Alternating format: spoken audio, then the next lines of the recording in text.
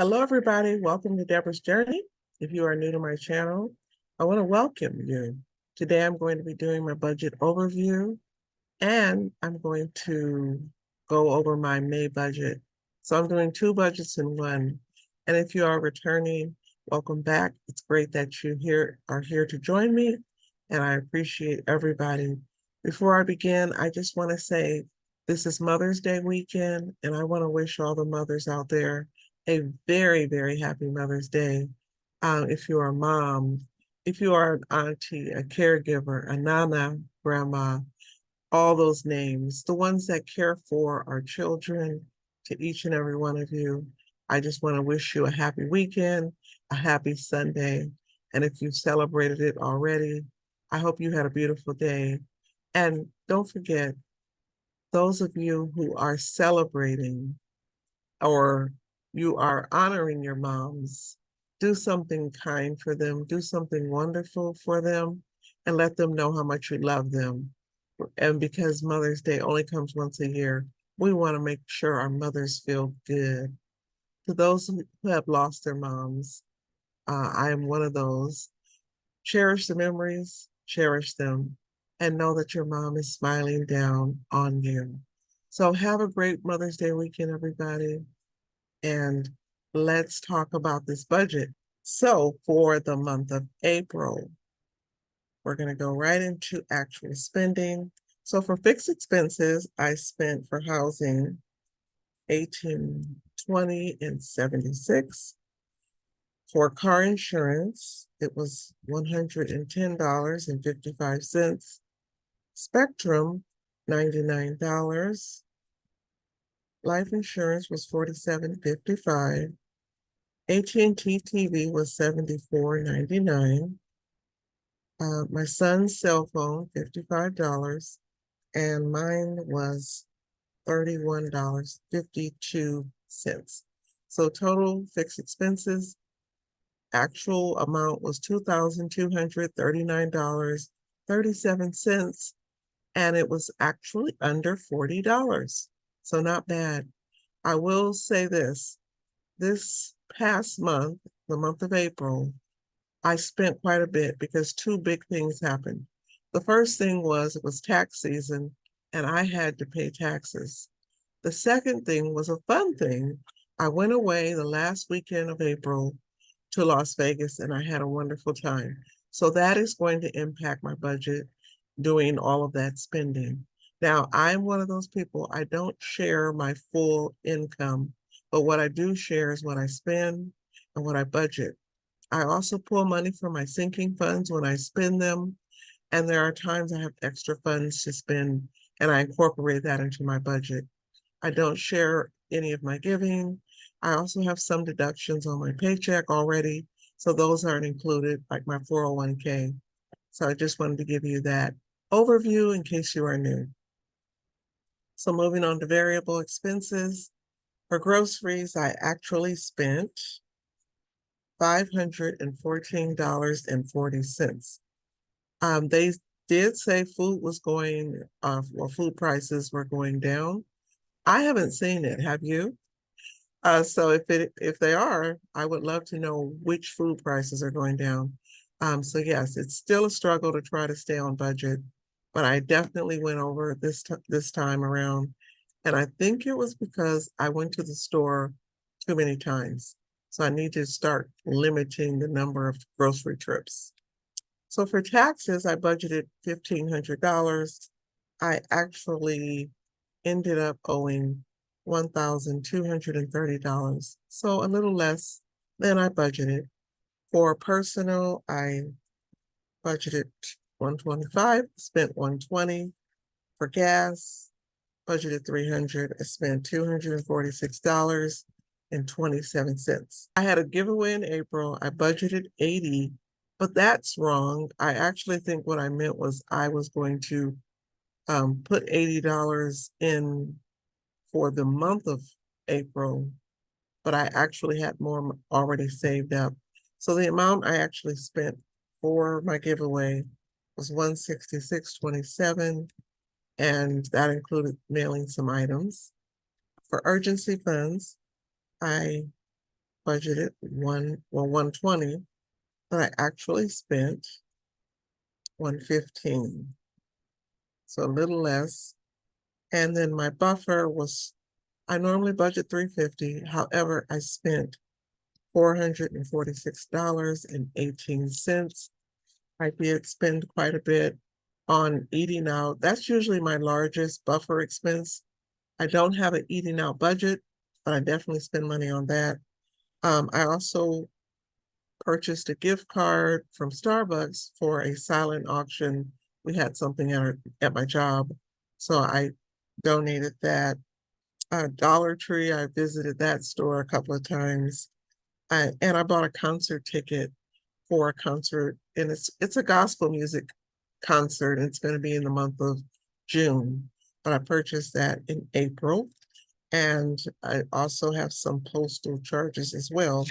So again, it was a very spendy month with all of those additional expenses. Las Vegas getaway, I actually had not budgeted because I was not planning to go. It was a spur of the moment um, thing. It was just, hey, you want to go? And I said yes, because I felt like I needed to go somewhere. I was starting to feel a little stressed out. So I graciously agreed to go with some of my family members, and we had a wonderful time. So the budget amount that I actually spent was $630.58. That included food and fun. Okay. So I pulled that from my sinking funds. I pulled it from my miscellaneous money, some of that, not my full miscellaneous sinking fund, just some. But that was the amount that I spent for that short little weekend. For medical, it's for my prescription. I budgeted $7 and I actually spent $6.96. So my total variable expenses were $3,475.66. I was over by $553.66. Okay, so for my debt, for my Discover card, I budgeted $150 and spent $125 on that, or sent that payment out. For Sam's Club, my budgeted amount was $200. I made a payment of $300. My car payment was $550. My Arrowhead, I actually, that's a credit card. I sent $35 to that. My student loan, I budgeted $700. I actually paid $775. I finished my debug challenge, so that went towards that. And then my personal loan was $302.30. So total spent on debt, $2,087.30. That was $160 more than I had budgeted.